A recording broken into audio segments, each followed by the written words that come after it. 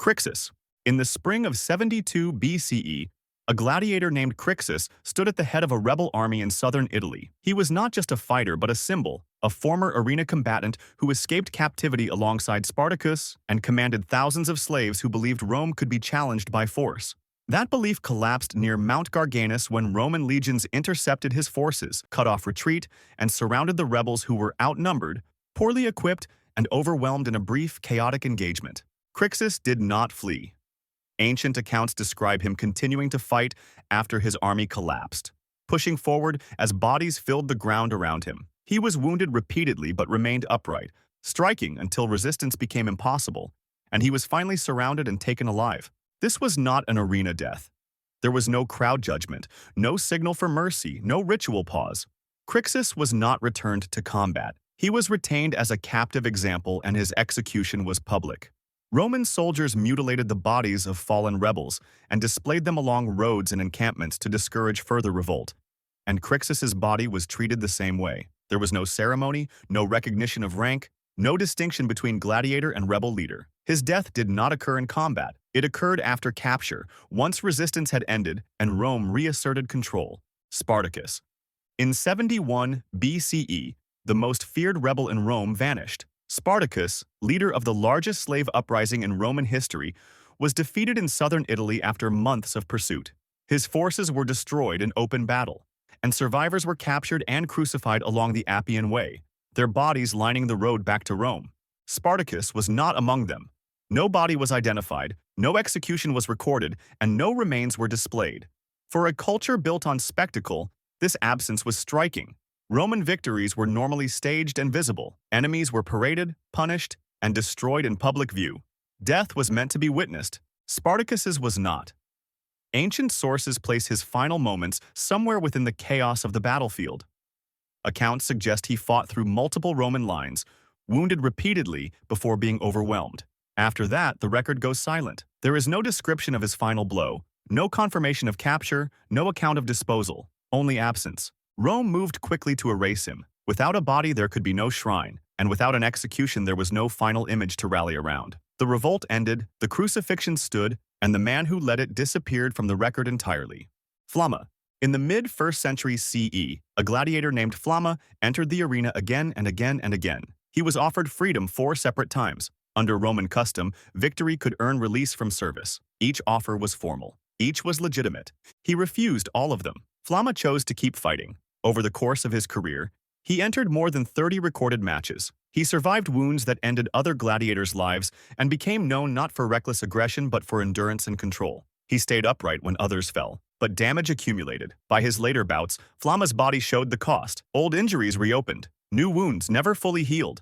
Scars overlapped scars. Recovery time shortened while exposure increased. His final fight followed the same pattern. He entered already exhausted. His footwork was slower, his reactions dulled, and blows landed that he once would have avoided. The contest stretched on as fatigue replaced precision. Eventually, his legs failed. There was no decisive strike and no dramatic finish. His body simply stopped responding. Flamma collapsed in the arena. The match ended. His death was not sudden. It arrived piece by piece, carried forward from every fight that came before. Carpophorus. In the late 1st century CE, Carpophorus was among the most famous performers in the Roman arena. He was not known for fighting men. He was known for animals, lions, leopards, bears. While most gladiators trained for human opponents, Carpophorus specialized in staged hunts, designed to shock crowds that had already seen every variation of combat. His appearances were choreographed for danger, timed releases, and narrow escapes. The audience responded. Fame followed, and with fame came expectation. Each appearance became more extreme than the last. Larger predators, shorter intervals between releases, fewer barriers separating man from animal. Encounters that once allowed space to maneuver compressed into chaos. The structure held until it did not. During a public spectacle, Carpophorus was placed into an encounter designed to overwhelm. Multiple animals were released in rapid succession, leaving little room to reposition or recover. The sequence broke down. Handlers hesitated, gates remained open too long, and the animals converged instead of cycling. What had once been staged became uncontrolled. Carpophorus was struck and knocked to the ground. Once down, there was no recovery. Predators do not wait for signals. They do not recognize stoppages. They move as a pack. The arena went quiet as the animals closed in. This was not a sudden mistake. It was the result of repeated escalation, carried forward until the structure that protected him finally disappeared. Diodorus. In the late 1st century CE, Diodorus stepped into the arena for a regulated bout. The rules were clear: 2 fighters and 1 decision. During the contest, Diodorus gained control. His opponent fell, and the signal of submission was visible. Under Roman custom, the fight should have ended there. It did not. The referee failed to acknowledge the fall. No order was given to stop, and the match continued past its resolution. Diodorus hesitated, and that pause mattered. His opponent recovered, regained footing, and re-engaged. Momentum shifted.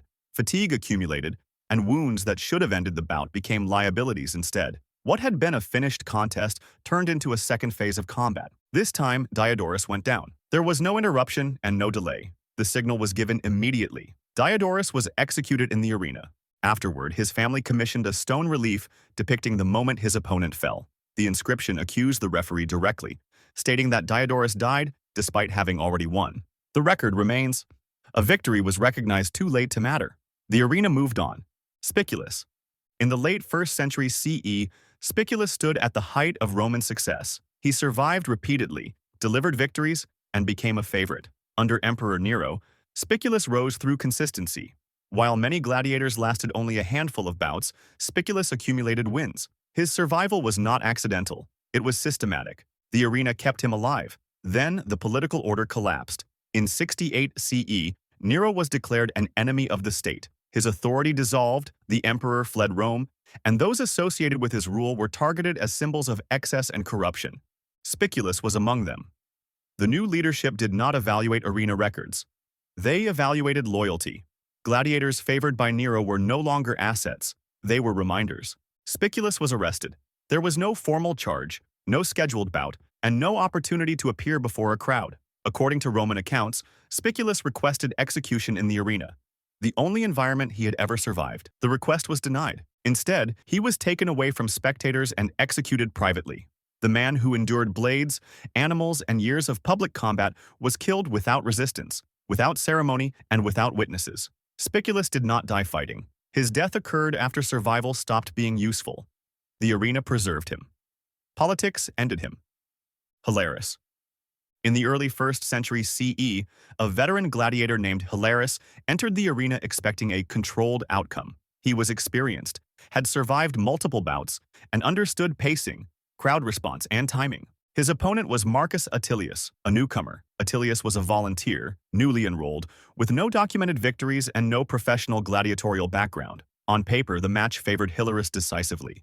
The crowd anticipated a brief contest. When the fight began, Hilarus pressed forward aggressively, pushing the pace to end the match quickly. Strikes were thrown with force rather than caution, and defense was deprioritized in favor of momentum. Attilius did not disengage. He absorbed the pressure and waited. As the exchange continued, Hilarus's movements lost structure. His timing slipped, footwork widened, and guard positions opened as fatigue and overconfidence combined. The moment came without warning. Attilius exploited a gap and delivered a decisive strike. Hilarus fell hard, unable to regain position or clearly signal surrender before the follow-up landed. The arena reacted in disbelief. A veteran had been defeated by a novice. There was no interruption and no reversal of outcome. Hilarus was killed in the arena. The event was later recorded on a funerary inscription noting Hilarus's experience and Attilius's inexperience, a detail preserved to emphasize the upset. The fight ended, the instant control was lost. Once the exchange turned, survival was no longer recoverable.